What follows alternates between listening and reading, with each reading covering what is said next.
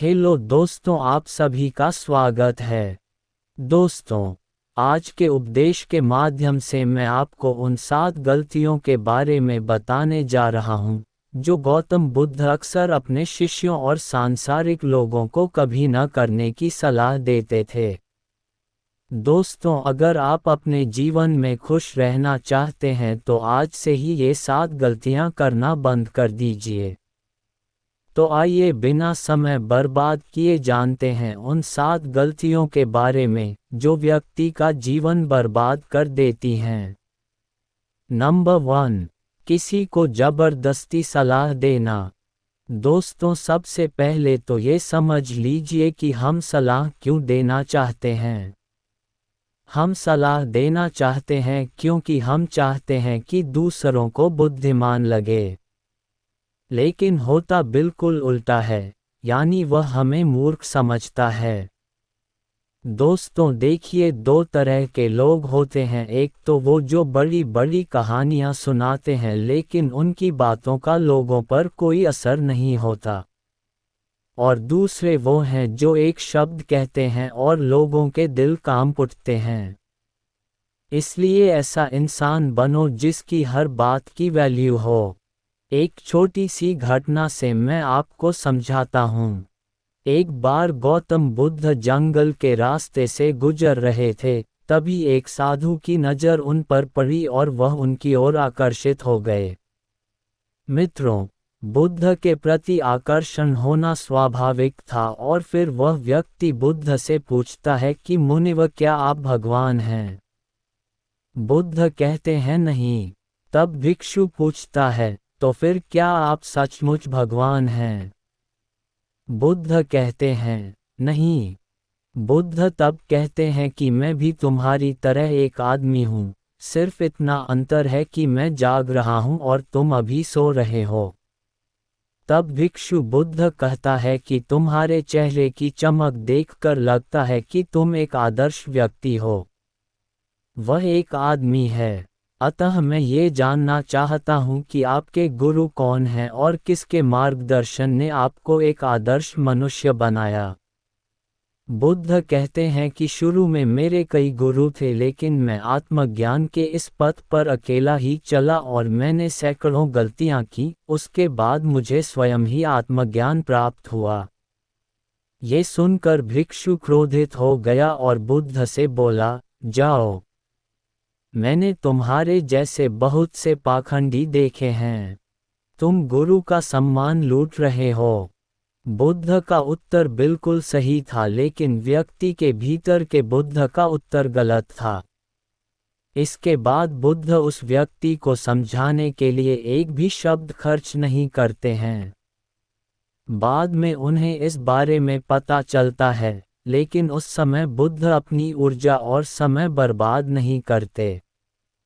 सूत्र यह है कि सलाह या ज्ञान केवल उन लोगों को दें जिन्हें इसकी आवश्यकता है। नंबर 2, अपने आप को किसी वस्तु, व्यक्ति या परिस्थिति से बांधना। दोस्तों, ये जिंदगी 2 रास्तों पर आधारित है। पहले आप प्रगति करोगे और फिर विनाश की ओर जाओगे। तो एक बात तो तय है कि अगर आप अभी प्रगति नहीं कर रहे हैं तो आप हर पल विनाश की ओर बढ़ रहे हैं। ये बात भले ही आप जानते हो या नहीं। दोस्तों, लोग नशा इसलिए नहीं छोड़ते क्योंकि उन्हें अभी तक पता नहीं होता कि यह भविष्य में कितना विनाशकारी हो सकता है।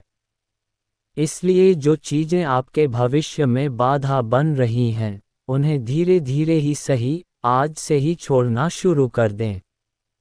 फिर आपकी जिंदगी धीरे धीरे बदलने लगेगी।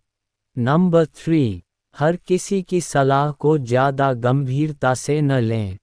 दोस्तों, उसकी सलाह को गंभीरता से न लें जो देने लायक न हो।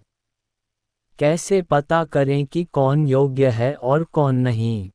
सीधी सी बात है, अगर कोई बुजुर्ग व्यक्ति है और सभी लोग उसका सम्मान करते हैं, तो सिर्फ इसलिए उसकी सलाह को कभी गंभीरता से न लें। बड़े बुजुर्ग अच्छी सलाह देते हैं, लेकिन ये हर बार सच नहीं होता।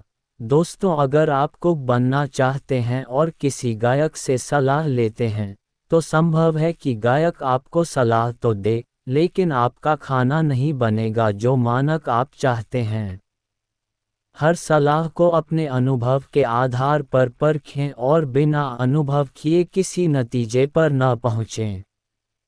तो दोस्तों, हर किसी की सलाह को गंभीरता से ना लें। नंबर 4, न तो अपनी माँ का अपमान करें और न ही किसी को आपका अपमान करने दें। इस पूरी दुनिया में अगर कोई है जो आपको निस्वार्थ भाव से प्यार करता है तो वह आपकी अपनी माँ है।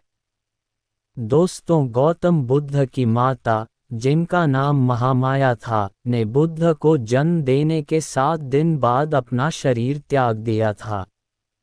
उसके बाद बुद्ध की मौसी, जिनका नाम रानी प्रजापति था, ने उनका पालन पोषण किया। गौतम बुद्ध ने अपने उपदेशों में अक्सर सांसारिक लोगों को ये सलाह दी है कि उन्हें अपनी माँ से प्यार करना चाहिए और उनकी देखभाल करनी चाहिए और न तो अपनी माँ का अपमान करना चाहिए और न ही किसी और को ऐसा करने देना चाहिए। लेकिन देखो, मनुष्य का स्वभाव क्या है, वह उससे भी प्रेम करता है जो उससे प्रेम नहीं करता। दोस्तों, जिन लोगों को लगता है कि उनके पास जीवन में कुछ बड़ा करने का कोई बड़ा कारण नहीं है, तो आइए आज मैं आपको एक बड़ा कारण बताता हूँ। अपनी माँ के लिए कुछ अच्छा करें, उन्हें वह जीवन दें जिसकी वह हकदार हैं। नंबर 5, दूसरों के बारे में सोचते रहना। दोस्तों, अगर आप ध्यान से देखेंगे तो पाएंगे कि आप सारा दिन दूसरों के बारे में सोचते रहते हैं और फिर अंत में दुख ही मिलता है। इसलिए स्वार्थी बन जाएं और खुद से प्यार करें, लेकिन एक बात याद रखें कि खुद से किसी से प्यार करने या स्वार्थी होने का मतलब यह नहीं है कि आप दूसरों को नुकसान पहुंचाएं। मित्रों, बुद्ध भी स्वार्थी हो गए थे ताकि उन्हें ज्ञान प्राप्त हो सके। जब उन्हें आवश्यकता पड़ी तो उन्होंने अपने पिता, पुत्र, पत्नी या राज्य के बारे में नहीं सोचा और केवल अपने बारे में सोचा और सब कुछ छोड़कर जंगल में चले गए। इसलिए जीवन में स्वार्थी होना जरूरी है, लेकिन सही मकसद के लिए और ताकि इससे किसी को नुकसान न पहुंचे। नंबर 6, अपने आप को सबसे बुद्धिमान समझना बंद करें और सीखना बंद करें। दोस्तों, हमारे समाज में ऐसे बहुत से लोग हैं जो अपने आप को सबसे बुद्धिमान मानते हैं और हमेशा कहते हैं कि उन्हें सब कुछ आता है। ऐसे लोग कभी भी कुछ नया सीखने की कोशिश नहीं करते, जिसके कारण वे हमेशा पीछे रह जाते हैं। दोस्तों, जब हम कहते हैं कि हम सब कुछ जानते हैं तो हम अपने हाथों से ज्ञान प्राप्त करने का दरवाज़ा बंद कर लेते हैं, जिससे हम पिछड़ने लगते हैं। दोस्तों, बिल गेट्स और वॉरेन बफे आज भी दिन में ज़्यादातर समय पढ़ते रहते हैं और कुछ नया सीखते रहते हैं। दोस्तों, इसलिए हमेशा कुछ नया सीखते रहिए और आगे बढ़ते रहिए। नंबर 7, अपना समय बर्बाद करना। दोस्तों, जो दिन प्रतिदिन अपना समय बर्बाद करते रहते हैं, बाद में बहुत पछताना पड़ता है। क्योंकि समय, जैसा कि हम सभी जानते हैं, कभी वापस नहीं आता।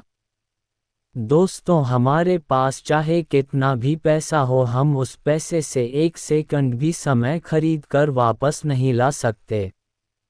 इसलिए हमारे पास जो भी समय बचा है, हमें उसका सदुपयोग करना चाहिए और कुछ ऐसा करना चाहिए जिससे लोगों और दुनिया का भला हो। दोस्तों, ये थी वो 7 गलतियां जो हमें अपने जीवन में कभी नहीं करनी चाहिए, और अगर आप भी अपने जीवन में ये 7 गलतियां कर रहे हैं तो आपको अब से ये 7 गलतियां करना बंद कर देना चाहिए।